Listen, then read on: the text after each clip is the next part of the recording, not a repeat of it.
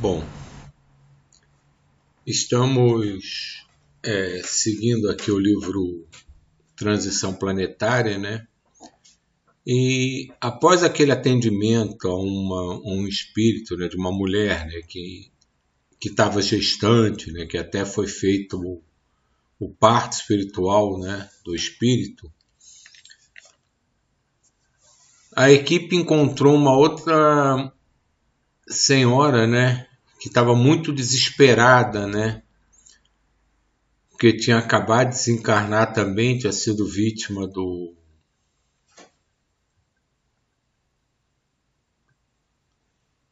tsunami, né, e ela estava muito desesperada porque não encontrava o seu filho. O choque adormeceu-a por largo período. Havendo despertado em desespero, menos de um dia após, dando-se conta relativamente do que acontecera. A sua angústia maior elucidou-nos, era o fato de ignorar o que se sucedera com o filhinho, razão que fora da sua existência no período de viuvez, que a surpreendera meses antes. Com bondade paterna e sabedoria aurida na sua nobre existência, ele procurou detê-la por um pouco, mediante projeção de raios luminosos que a envolveram, limitando-lhe os movimentos e após dizer algumas palavras à sua enfermeira dedicada, pôs-se a conversar com a desesperada. Nesse ponto, eu coloco um pouco da experiência, né, pessoal, no fato de que isso é uma coisa muito comum, né, que quando ele fala aqui, né, que depois do período de viuvez, ela passou a ter uma dedicação quase que só para o filho, né, passou a viver para o filho, né, e fez uma ligação tão forte que nesse momento, né, desse desencarne súbito, o que mais desesperava ela era não ter ciência de onde estava, o que tinha acontecido com o filhinho dela. E isso a gente lá em casa passou, né, por um momento parecido, né, o meu pai, né, o pai da Solange, desencarnou muito cedo, nós éramos pequenos. E minha mãe, a partir daí, passou a ter uma dedicação quase exclusiva aos filhos. Ela passou a viver em função dos filhos.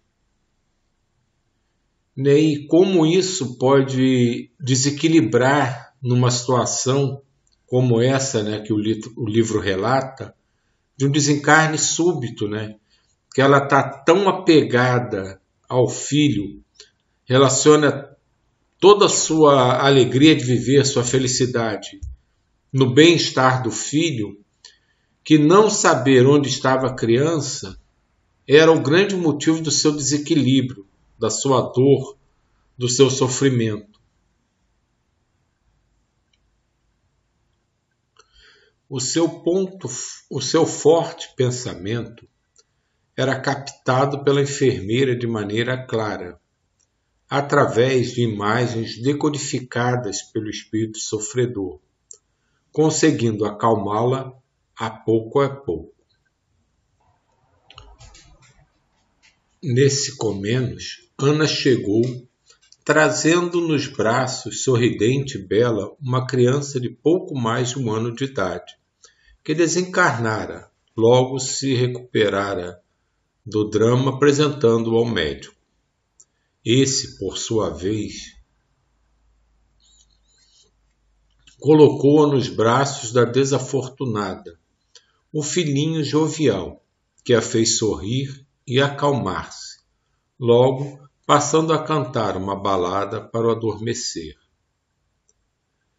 De imediato, fomos convidados a diluir os liames perispirituais que arretinham ao corpo, conseguindo, alguns momentos depois, a total liberação. Aturdida no instante da emancipação do corpo, pareceu perder o equilíbrio em razão da gravidade ambiente, no que foi socorrida por Ana, que lhe tomou o filhinho, enquanto nós assegurávamos que o Dr. Charles hipnotizava-a a fim de que, serena, adormecesse, o que aconteceu sem detença. Logo após, os padre-olheiros a transferiram para a área pertinente, levando também o filhinho adormecido. Os milagres que o amor opera são contínuos e ricos de beleza, vencendo mesmo o denominado abismo da morte. As horas, em consequência, naquele báratro, arrastavam-se lentas e afugentes, carregadas de acontecimentos sólitos, que nos enterneciam num momento, doíam-nos em outro e despertavam-nos sempre o amor e a compaixão em todos os casos. Capítulo 13. Conquistando o tempo mal baratado. Com periodicidade, retornávamos à comunidade para o necessário refazimento, prosseguindo no socorro aos irmãos colhidos pela desencarnação,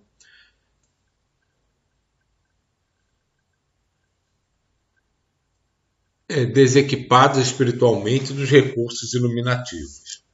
Lentamente diminuiu o número de cadáveres expostos nas praias e cidades vitimadas pela tragédia coletiva, enquanto se reorganizavam as urbes, cuidando-se da remoção dos destroços e das reconstruções.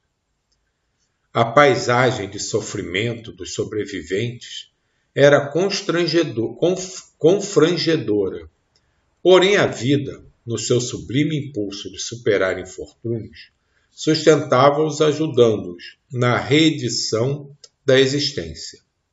Rapidamente, para nós, passou o período que nos fora reservado para acompanhar os trabalhadores do bem, e deveríamos, Ivon e nós outro, retornar à nossa esfera, para outros compromissos que nos aguardavam, dentro das linhas direcionais da Conferência do Benfeitor, que viera da constelação das Pleiades. Como é natural, agradecemos ao Dr. Charles todo o seu empenho em auxiliar-nos a atender os mecanismos das divinas leis, bem como despedimos-nos dos demais amigos tomados por justa emoção. Dr. Charles havia convidado 2 espíritos que viveram na Indonésia a fim de substituir-nos, desde que o árduo trabalho prosseguiria por largo período. No dia do nosso retorno, o sol enriquecera a região com os seus raios abençoados, e a paisagem continuava apresentando as marcas irremovíveis do tsunami devastador.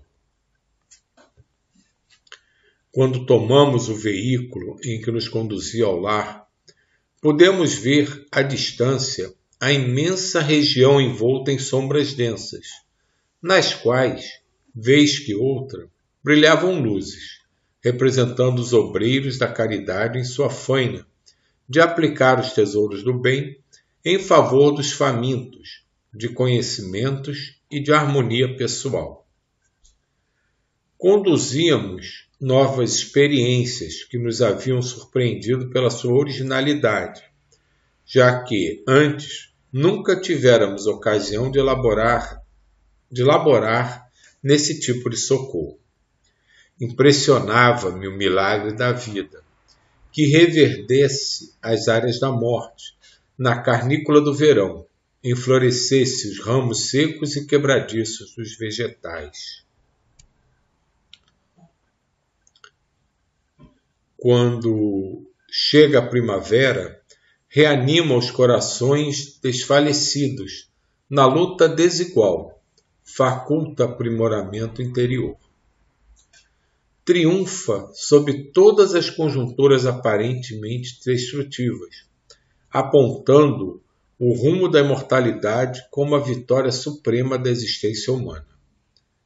Chegando à nossa comunidade, fomos recebidos carinhosamente pelos amigos da convivência diária, e após nos alojarmos em nosso domicílio, para onde nos acomodaram, solicitamos notícias da azáfama da caridade entre os irmãos infelizes da Indonésia.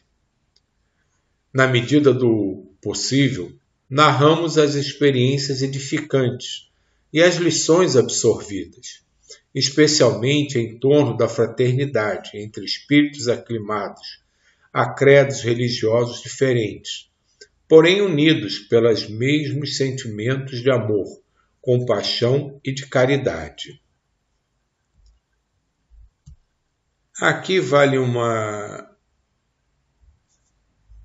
paradinha, né? Porque ele fala aqui, né? Como ele foi impressionado, né? Com espíritos, né? De credos diferentes, porém unidos pelo mesmo sentimento de amor, de compaixão e de caridade.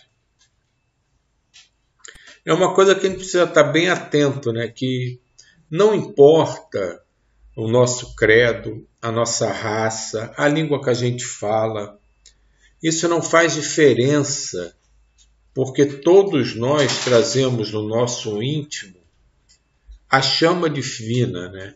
Os sentimentos mais puros que nos tornam todos, de fato, irmãos. Então, quando ele diz que era lindo, né? Era de uma beleza indescritível, né? Ver espíritos teoricamente tão diferentes, mas se unindo num único propósito, né, de amor, compaixão e caridade, mostra exatamente a essência de cada um de nós. Porque não faz diferença, de fato, quem nós somos na Terra, mas o que trazemos dentro do nosso coração, na nossa intimidade realmente.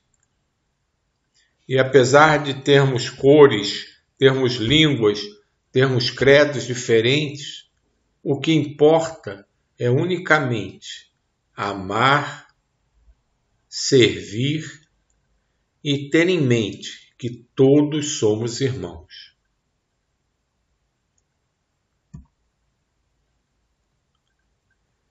Realmente, descobrimos a solidariedade que deve viger entre muçulmanos e judeus, católicos e protestantes, espíritas e demais crentes, ou mesmo não crentes, o que desejou inefável alegria interior, redescobrindo a sabedoria divina em tudo pulsante.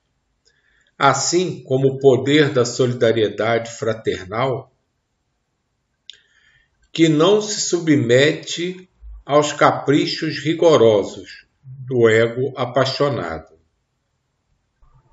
Em nossa comunidade, estagiavam periodicamente espíritos de diversas procedências, trabalhando conosco sob o clarão do pensamento de Jesus e de Allan Kardec, superando os impedimentos dogmáticos das suas crenças antigas e adaptando-se ao padrão universal, distante de siglas e de terminologias, mas sempre idênticas pelos objetivos elevados e as propostas libertadoras. Reforçando, a ideia de que todos trabalhamos por um bem comum, único, independente de onde estejamos naquele momento, do que vivenciamos. Existe um padrão universal, como ele diz, que existe dentro de cada um de nós. Embora Ivon Costa residisse em outra colônia situada sobre a região do Brasil Central, com sede sobre as formosas montanhas de Minas Gerais, convidei-o a permanecer em nosso lar por período intermediário, entre aquele e os próximos dias, quando retornaríamos à Terra, dando prosseguimento aos compromissos aceitos. Compreensivelmente, o intercâmbio entre as colônias espirituais é constante e natural.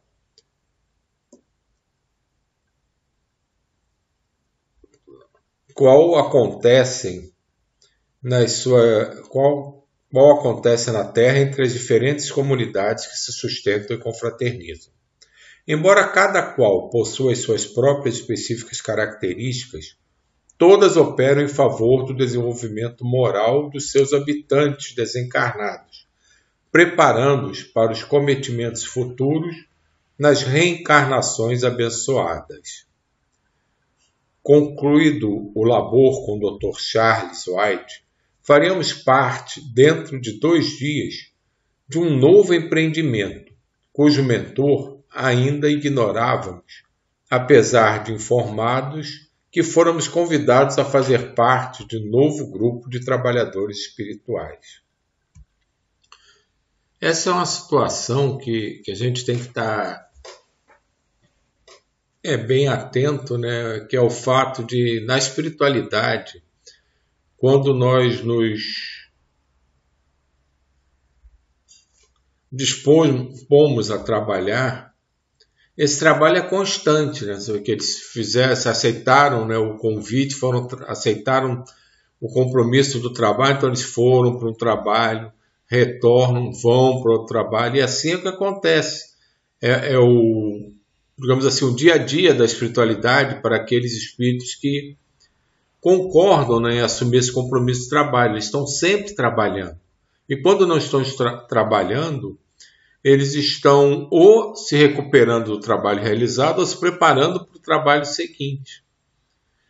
E isso a gente pode tentar trazer para a nossa vida encarnada, né? Estarmos sempre nos aprimorando e servindo e trabalhando.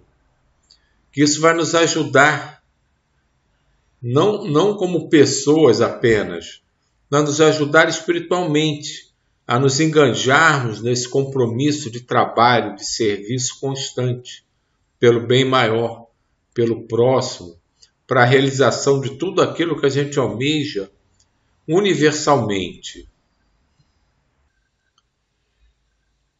O repouso para nós é constituído pela renovação das energias para aplicações edificantes, revitalizando-nos e auxiliando-nos a melhor entender, cada vez mais, as lições da vida, ampliando os nossos horizontes de serviço ao próximo, no que redunda serviço a nós mesmos. Desse modo, é um pouco diferente o repouso vivenciado pelos espíritos em relação àquele de que tem necessidade os encarnados, que também se renovam, readquirindo forças e equilíbrios para os compromissos de evolução, dentro dos padrões orgânicos que estagiam.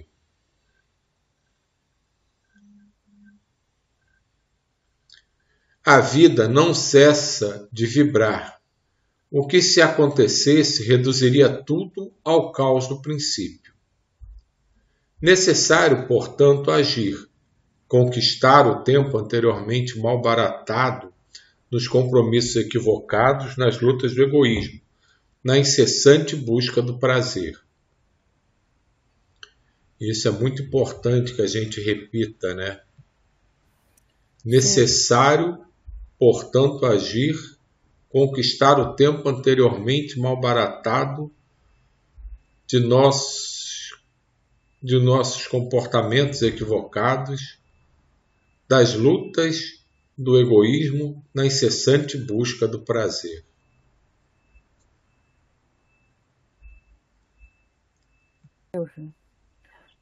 Aqui ele fala muito. Oi, tá escutando? Eu que tô falando baixo, né?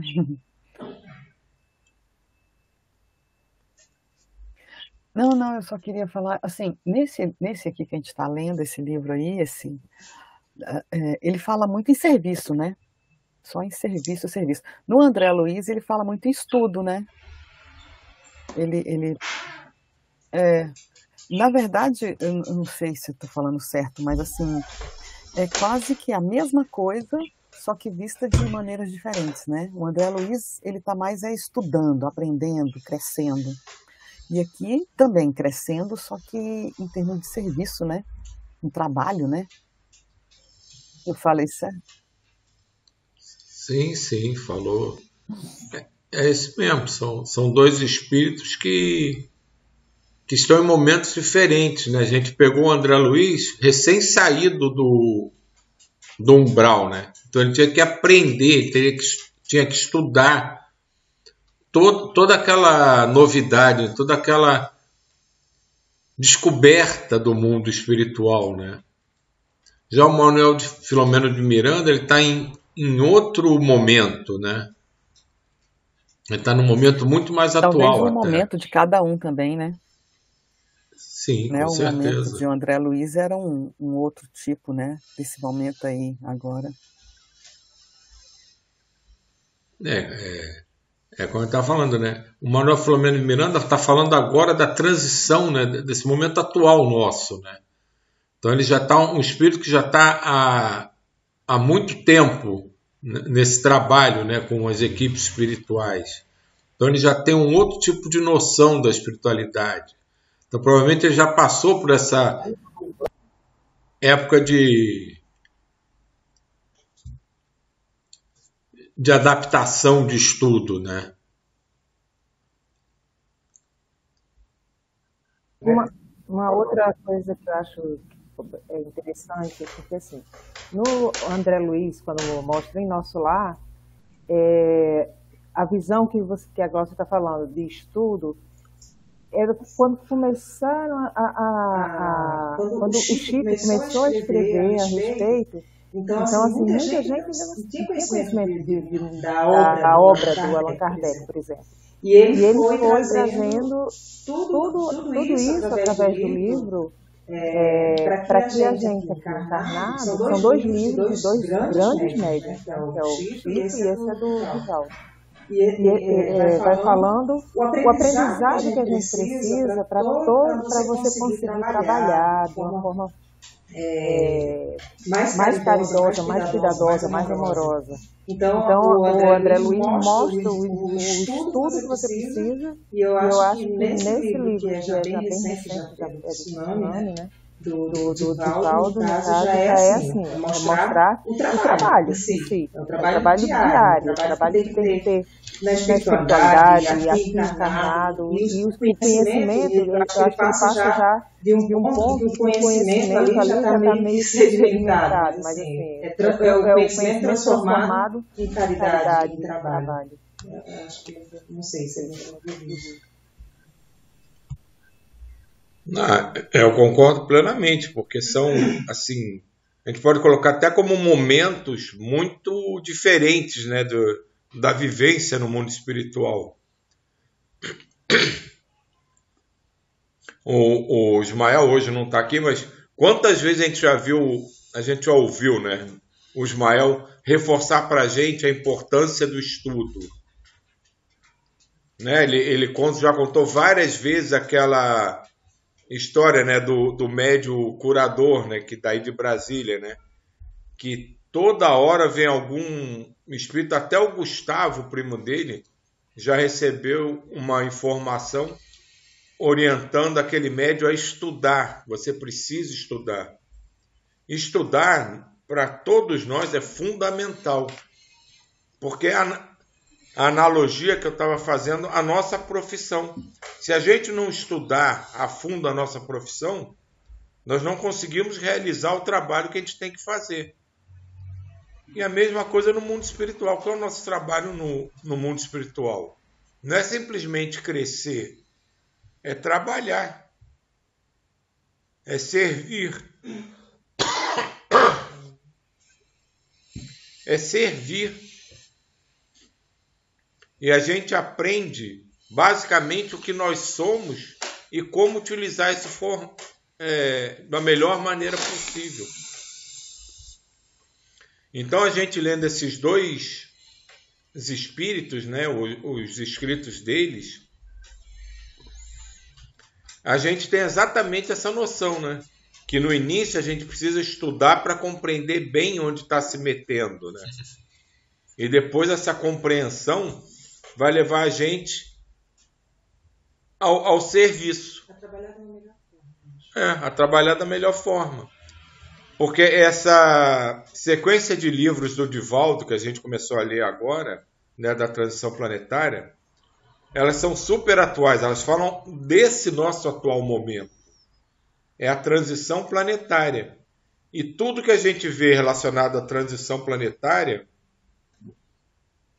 está relacionado diretamente com muito trabalho. Muito trabalho de quem quiser se dispor a servir para que essa transição seja feita da melhor forma possível. Então, como a Gláucia falou, são dois aspectos, dois olhares que são importantíssimos na nossa caminhada espiritual. A gente precisa estudar para aprender. E depois a gente precisa colocar todo esse aprendizado em prática. Porque se a gente parar para olhar o que a gente faz na nossa vida encarnada. Primeiro a gente aprende e depois a gente executa.